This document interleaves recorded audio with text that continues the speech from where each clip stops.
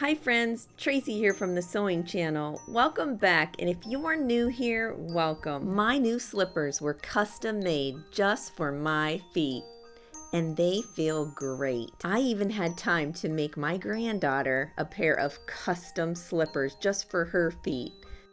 Aren't they darling? I mean, I know, right?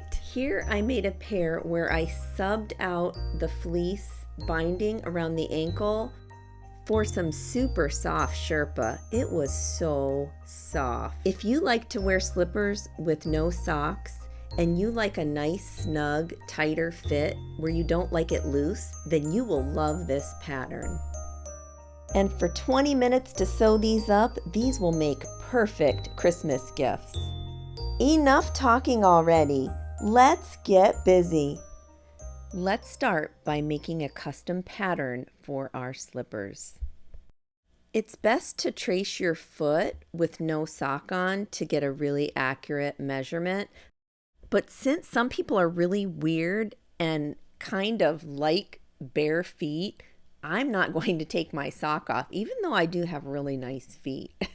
The pattern that I'm showing you how to draft today makes a nice, snug fitting slipper sock almost. Once everything is all traced out, you're going to round things out a bit, just skimming over that very edge, making everything nice and round. Next, I'm going to add a 1/4 inch around the entire foot line that I just made. You've probably noticed that there's no room for air with this slipper, and there isn't. So when we go to sew our 1/4 inch seam at our sewing machine, it needs to be a 1/4 inch. Otherwise, things could get off a little. So you can see here that I'm smoothing out that 1/4 inch line all the way around, and then I'm going to cut out the pattern piece. Next, find the middle of the heel and crease it right down the center lengthwise, just like you see me do here. You may have to push and fudge a little bit to find that center line on your foot. Once you've found that center line, it should be up by the toe area, past that second toe just a little bit, and then down through the heel. Now fold it down, meeting those two creased areas, the top crease to the bottom crease, and then crease the center, just like you see me doing here. I put a little plus sign right in the middle where the cross section is on the foot, so you can see it on camera. So we've made the sole pattern for our slipper. Now we're going to make the top portion pattern for our slipper. So you'll need another piece of paper, and this time fold that paper in half and then fold your sole paper in half. I want you to notice right here on the top, there's a longer edge sitting on that paper. You really can't see it when I go to pencil this out, but I want you to know that it's there. On the very tip top of where that toe would be, the actual marking of it, I'm going to make a mark with my pencil. And then you see I'm rounding it toward the left, toward the fold of the paper. Now you can't tell, but I'm actually coming up above about a 1/2 inch from the actual paper right there. And that's why I'm showing you with the ruler there. So even though that initial pencil mark is right on the tip top of the toe, I'm rounding it up toward that fold, which leaves a gap right there. So hopefully when you go to do yours, that'll make more sense to you. Now let's go down to the bottom folded area, and right at the very bottom, make a dot with your pencil. From that dot, I want you to make a line that goes 3 inches out, just straight across.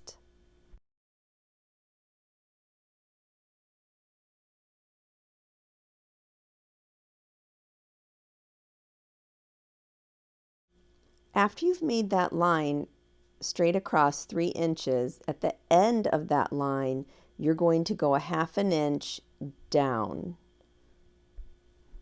Then you're going to make a line after you've gone down a 1/2 inch from the heel to that line, just like you see me doing here. And then you need to round that out and make it nice and smooth, because that's going to go up our heel. So on my sole pattern, I'm just making a visible line from that plus area and that crease that we made, just so you can see it on camera here. And then I'm going to line everything up back on the top portion of our slipper paper pattern. Now you see here I'm marking the very edge of that line, and then I'm going to go 1 inch out from that. And you see I'm marking a line and making a little dash mark there, and that's 1 inch from the side of the sole pattern.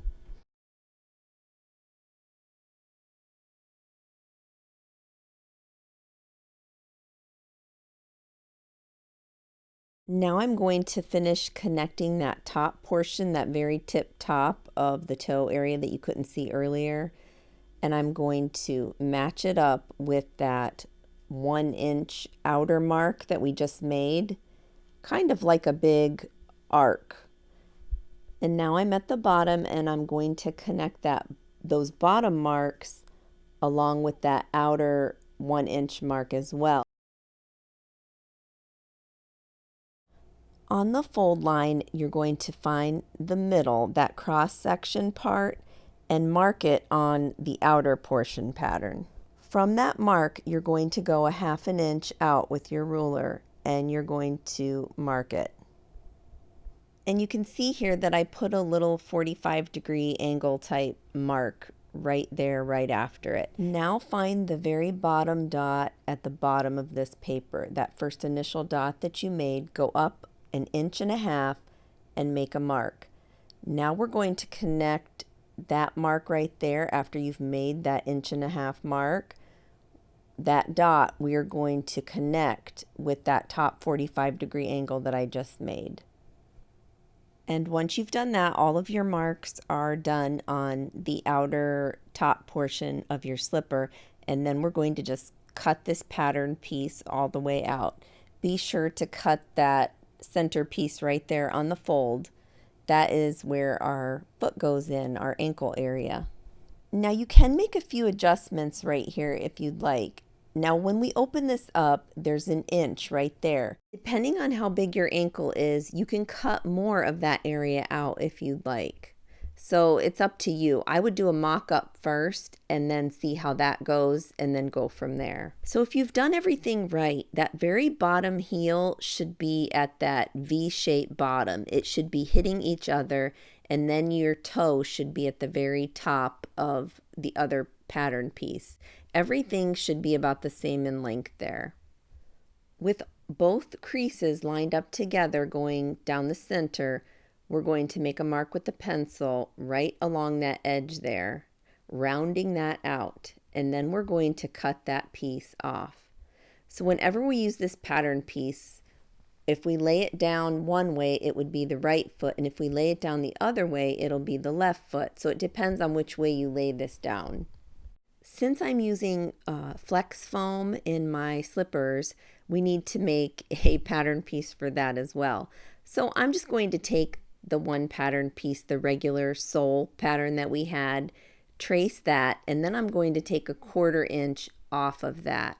And the reason why I'm tracing it is because I want all the pattern pieces to be from the same foot and the same drawing so that everything comes out the same. Be sure and mark the word foam on that pattern piece because that is a smaller, it's all 1/4 inch smaller, so you don't want to mistake that one for your regular piece. If you do, it'll just make you mad. It's important to note that when you have fleece stretch fabric that your pattern pieces need to go a certain way. So take note of the word stretch with the arrows on these pattern pieces from right to left. That is the way your stretch fabric needs to go as you lay your pattern pieces out. Okay, let's see what we're going to do with all these pattern pieces. So here we have our foam pattern piece, and you're going to cut out 2. Now they're fusible on both sides, so it doesn't matter which way you lay this pattern piece down. If you don't have foam, you can always double up your fleece, or you can even use batting if you'd like. It's up to you. Next, you'll need to cut out a left and right foot of the anti-skid dot fabric. And if you don't have this, you can also just use fleece on the bottom and add puff paint dots to it for the anti-skid, or also some have even used hot glue and put some squiggle marks or dots on the bottom of that. I will have links to buy all these products down in the description box just below this video if you're interested. Let's layer our soles, which are 3 different pieces, and set those aside, 6 pieces altogether. But we're going to lay them in piles. We're going to do the anti-skid down first with the dots facing down.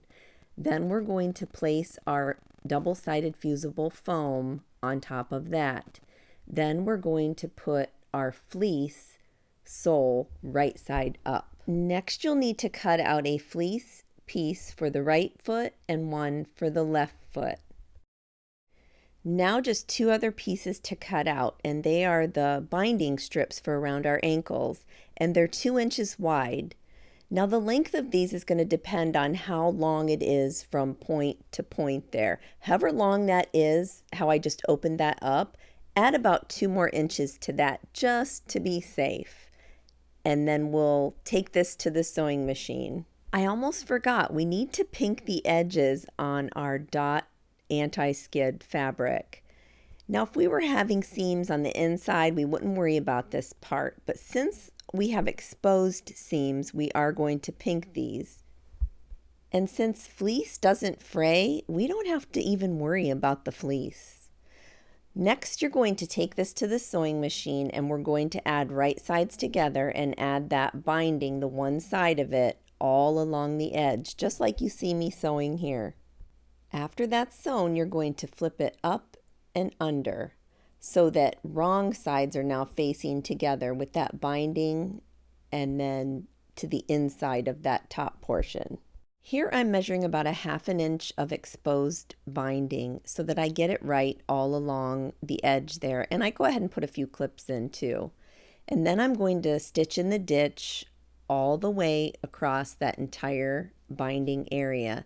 Now I know it seems a little overkill, the width of that binding, but I wanted to keep it extra long because it's almost like an inner facing inside of the slipper, and I really like it because I don't wear socks with my slippers. So this is what you should have so far, a nice sewn down binding all across the edge there.